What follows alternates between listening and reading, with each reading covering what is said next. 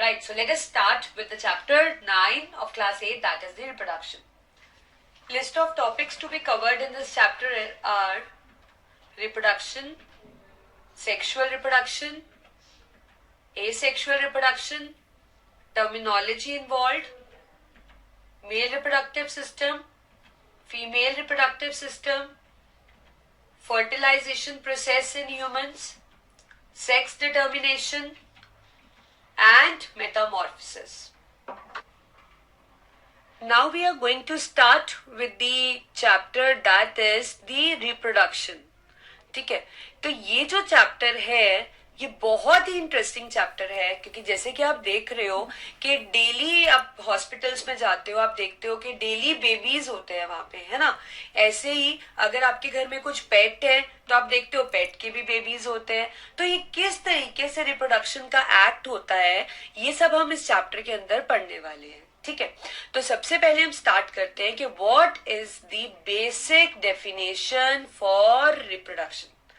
तो रिप्रोडक्शन क्या है? It is a process of producing young ones. एक ऐसा प्रोसेस जिसमें आप यंग वन प्रोड्यूस करते हो, तो that is the process of producing young ones. जैसे कि आप ये पिक्चर देख पा रहे हो, इस पिक्चर के अंदर एक मदर ने अपने छोटे से बेबी को उठा रखा है ना। तो that means mother is taking care of this baby, but here we are concern is that कि ये बेबी किस तरीके से पैदा हुआ या किस तरीके से ये बना, तो we are going to study that. ऐसे ही आप ये पिक्चर देख रहे हो, कितना प्यारा डॉग है और डॉग के साथ बहुत सारे आपको पपीज दिख रहे हैं, है ना। तो ये पपीज भी कहाँ से आए? डॉग से ही आए, फीमेल डॉग से। तो किस तरीके से ये रिप्रोड्यूस हुए, that we are going to study here. Otherwise अगर हम रिप्रोडक्शन की डेफिनेशन की बात करते हैं तो ये दोनों ही पिक्चर्स इस बात को फुलफिल करती है कि it is a process of producing young ones. जैसे फीमेल ने ये यंग वन को बर्थ दिया और डॉगी ने इन पपीज को बर्थ दिया। ठीक है, तो that means the process of producing young ones is called as reproduction. Now we have two types of reproduction. Basically हमारे पास दो तरह के reproduction होती है. One is asexual, other is sexual. ठीक है, तो दो तरह की reproduction which we come across, that is asexual and the other is sexual. Now what is asexual reproduction? ठीक है, पहले हम फिगर देखते हैं, फिगर के बाद मैं आपको ये समझाती हूँ कि इसका क्या मतलब है। देखिए ये फिगर जो है वो एक ऑर्गेनिज्म की है जिसको आप क्या बोलते हो? हाइड्रा। क्या नाम है उस ऑर्गेनिज्म का? हाइड्रा। तो आप देखिए हाइड्रा ऐसे दिखता है, ये हाइड्रा की बॉडी है और ये जो छोटे फिंगर लाइक स्ट्रक्चर्स जो दिख रहे हैं ये उसके टेंटिकल्स है। क्या है? टेंटिकल्स। ठीक है, तो ये स्ट्रक्चर है, बेसिक बॉडी और टेंटिकल्स। तो आप देखिए फर्स्ट पिक्चर में आप देख पा रहे हो कि एक छोटा सा आउट ग्रोथ सी आपको दिख रही है इसमें से। तो हाइड्रा में से एक आउट ग्रोथ अपीयर हुई, फिर उसके बाद आउट ग्रोथ में कुछ ऐसे चेंजेस आए कि वो थोड़े से पेरेंटल हाइड्रा जैसे ही कैरेक्टरिस्टिक्स डेवलप करने लगा। ठीक है, इसको आप क्या बोलते हो? बड। दिस इज कॉल्ड एज बड। अब ये जो बड है आपने देखा कि ये डिटैच होने लगा पेरेंट प्लांट से। आप देख पा रहे हो ना थर्ड फिगर में कि ये डिटैच हो रहा है, अलग हो रहा है। और फाइनली ये टाइनी हाइड्रा अर्थ पे फॉल हुआ और जब इसको इसकी फेवरेबल कंडीशन मिली तो इसने क्या बना दिया? एक और हाइड्रा बना दिया। अब देखो इस रिप्रोडक्शन में एक ही हाइड्रा से ये दूसरा हाइड्रा बन गया। दो हाइड्रा तो इन्वॉल्व नहीं हुए इसके अंदर, एक ही पेरेंट था ना, एक ही पेरेंट से आपके पास एक नया ऑर्गेनिज्म बन गया। दूसरी बात आप ये देखिए कि ये जो हाइड्रा नया बना और ये जो हाइड्रा पेरेंटल था, इसमें किस चीज का फर्क है? सिर्फ साइज का ही फर्क है, otherwise it is clone of parent, बिल्कुल एग्जैक्ट कार्बन कॉपी है ये पेरेंट का। ठीक है, तो इस तरह के रिप्रोडक्शन को आप बोलते हो एसेक्सुअल रिप्रोडक्शन। थोड़ा बेसिक आइडिया तो हो गया ना आपको। चलो अब डिटेल इसकी बढ़ते हैं। In it offspring is produced from body part or from the body parts other than reproductive organs. अब जैसे कि आप जानते हो कि बॉडी में बहुत सारे पार्ट्स होते हैं जिसमें से रिप्रोडक्टिव पार्ट्स भी उसके अंदर होते हैं बॉडी के अंदर। तो एसेक्सुअल रिप्रोडक्शन में जो नया ऑर्गेनिज्म बनता है नए ऑर्गेनिज्म को क्या बोलते हो आप? ऑफस्प्रिंग। नए ऑर्गेनिज्म को क्या बोलते हैं? Offspring. This offspring is produce from body part of the parent, और वो body part reproductive organs definitely नहीं होता है, ठीक है। तो it is produce from the body part other than the reproductive organ. जैसे कि हमने देखा लोअर प्लांट्स और एनिमल्स में ऐसी रिप्रोडक्शन हमें दिखती है, as I explained you in case of hydra.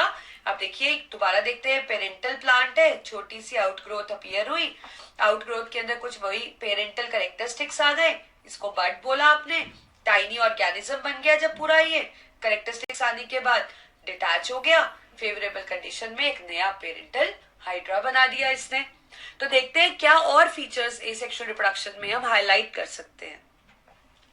तो इसका मतलब जो एसेक्सुअल रिप्रोडक्शन है दैट इज यूनिपेरेंटल। यूनिपेरेंटल का मतलब है only one parent is involve, only one parent is involve.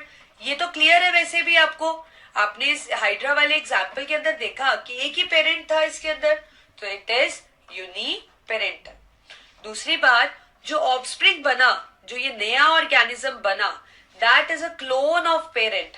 Clone का मतलब कार्बन कॉपी, बिल्कुल कार्बन कॉपी है ना, आप बता नहीं सकते हो, जब वो ग्रो कर जाएगा तो आप बता नहीं पाओगे कौन सा पेरेंट है और कौन सा न्यू वाला है ना। तो इट इज एग्जैक्टली क्लोन और you can say a carbon copy. And moreover it is a fast mode of reproduction, बहुत जल्दी होता है, it doesn't take much time, it is a fast mode of reproduction. As you can see in the figure, this is the asexual reproduction, right, shown by in case of hydra। और वो भी ये जो asexual reproduction के भी बहुत सारे methods होते हैं, इस asexual reproduction Vimeo has become part of Mighty Oak's everyday processes. We are using Vimeo links on our website. reproduction method का नाम है budding। जैसे कि आपने देखा एक bud appear हुआ था ना, ये जो छोटी सी आउटग्रोथ बर्ड्स तरह की निकली थी, जिसने एक टाइनी ऑर्गेनिज्म बनाया, डिटैच हुआ, थर्ड फिगर में आप देख पा रहे हो, और फेवरेबल कंडीशन में एक नया ऑफस्प्रिंग बन गया, एक नया हाइड्रा बन गया। So this is all about the asexual reproduction. We have an another example of asexual reproduction and that is the binary fission. देखिए एसेक्सुअल रिप्रोडक्शन जैसे कि मैंने आपको बताया है कि यूनिपेरेंटल होती है ना, कि एक ही पेरेंट का इन्वॉल्वमेंट रहता है इसके अंदर। इसके अंदर कोई ऐसा फ्यूजन नहीं होती है गैमीट्स की, no fusion of gametes take place. और हमने ये भी किया था अभी कि जो ऑफस्प्रिंग बनता है वो पेरेंट का बिल्कुल क्लोन होता है, ठीक है। तो ये आप एसेक्सुअल रिप्रोडक्शन के कैरेक्टरिस्टिक्स जानते हैं, फीचर्स जानते हैं। So now we actually have different methods for asexual reproduction that you are going to study in a higher class। पर अभी के लिए जैसे कि मैंने आपको अभी हाइड्रा का एग्जाम्पल समझाया है, so we'll study another example and another mode of reproduction, asexual reproduction, that is a binary fission। ठीक है, देखिए अब बाइनरी फिशन का मतलब क्या होता है। सबसे पहले तो हमें प्रोसेस का ये नाम है binary fission, what does it mean actually. जैसे बडिंग के अंदर तो वहां पे क्या हो रहा था, वहां पे बड बन रहा था, है ना। ऐसे ही in binary fission what actually happen is, fission का मतलब होता है टूटना, फिशन का मतलब क्या होता है, ब्रेक डाउन, ठीक है। और बाइनरी का मतलब होता है टू, बाइनरी का मतलब क्या होता है टू। तो बाइनरी फिशन एक ऐसा प्रोसेस है जिसके अंदर जो एक पेरेंट सेल है वो टूटकर दो नए सेल बनाने वाला है, तभी तो इसको हम बाइनरी फिशन बोलेंगे। तो what is a binary fission now, in which a parent cell, ये तो आपको क्लियर है ना कि एसेक्सुअल रिप्रोडक्शन में सिर्फ एक ही पेरेंट इन्वॉल्व होता है, तो एक ही पेरेंट सेल है हमारे पास। तो binary fission is a kind of asexual reproduction जिसके अंदर एक पेरेंट सेल टूटकर दो डॉटर सेल्स बनाने वाला है, ठीक है। तो जब एक पेरेंट सेल से दो सेल्स बनते हैं तो that process is called as binary fission. अब इस नाम का मतलब आ गया ना इसके अंदर, फिशन का मतलब ब्रेक डाउन, और कितने सेल्स बन रहे हैं? 2. तो that is why the process is called as binary fission. तो चलिए we'll study its technical definition. So if somebody is going to ask you about binary fission, you are going to answer in a way that it is a type of asexual reproduction. ये तो clear है, मैंने आपको बताया जैसे कि बहुत सारे मेथड्स हैं. Out of that, binary fission is also a method of asexual reproduction. And what is happening in it? In this, a parent cell, one parent cell splits into two daughter cells. जो नए sales बन रहे हैं उनको हम, देखिए जो नए सेल्स बनते हैं ना उनको हम डॉटर सेल्स कहते हैं. ये डॉटर सेल्स का मतलब कोई ये नहीं है कि भाई डॉटर बन रही है, सन नहीं बन रहा है. It's not like that. Daughter cell asexual reproduction में जो ऑफस्प्रिंग है उसको हम रेफर कर देते हैं as daughter cell. It has nothing to do with the sexes that whether a new offspring which is produced is a daughter or a son. क्योंकि ये जो asexual reproduction है ये बहुत ही lower organisms में होती है. जैसे कि अभी हम डिस्कस करेंगे एग्जाम्पल एक अमीबा का. ठीक है, अमीबा भी तो एक लोअर ऑर्गेनिज्म है, लोअर ऑर्गेनिज्म है ना अमीबा. तो अमीबा के अंदर कोई ऐसा थोड़ी ना है कि one is male and other is female, ऐसा तो नहीं है. अमीबा जो है उसके अंदर कोई ऐसी चीज नहीं है, उनके अंदर सिर्फ न्यूक्लियस होता है, उनके कोई सेपरेट सेक्सेस नहीं होते. तो जो नए अमीबास बनते हैं या नए ऑफस्प्रिंग कह सकते हो आप जो बनते हैं पेरेंट सेल से, they are referred as daughter cells. Clear है ना आपको?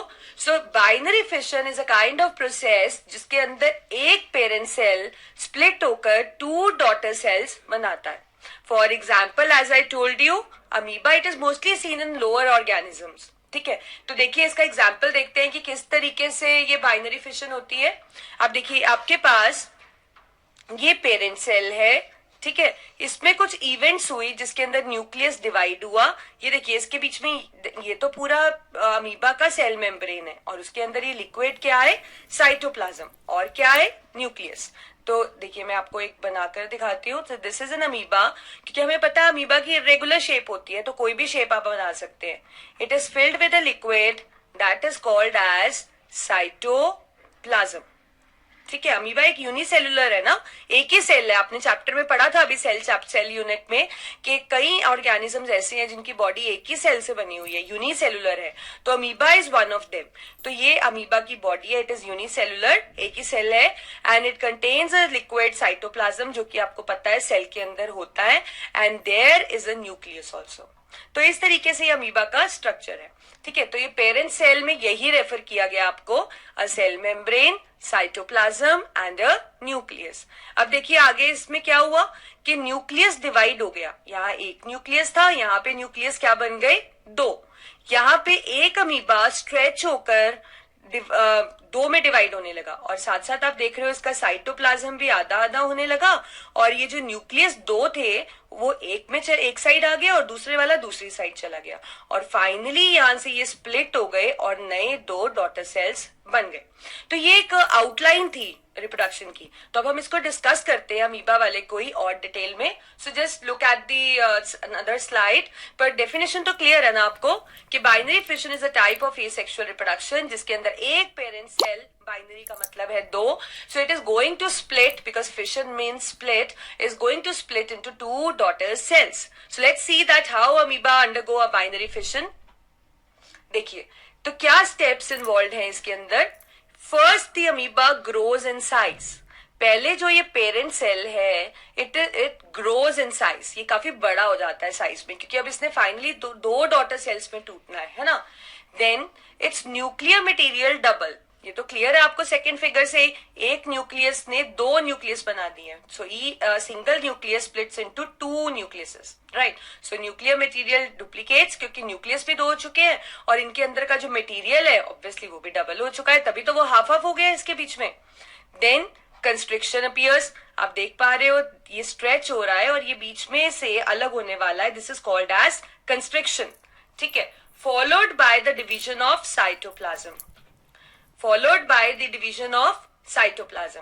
आप देख रहे हो कि साइटोप्लाज्म भी आधा आधा इनमें डिस्ट्रीब्यूट हो रहा है, न्यूक्लियस भी हाफ हाफ मतलब सिंगल सिंगल हो चुके हैं, साइटोप्लाज्म भी हाफ हाफ डिस्ट्रीब्यूट हो रहा है. And finally this construction like it breaks from here and two daughter cells are formed.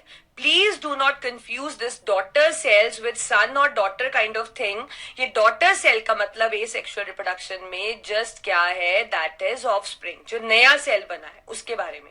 It is nothing to do with the sexes that son और daughter as we study in sexual reproduction will be doing now.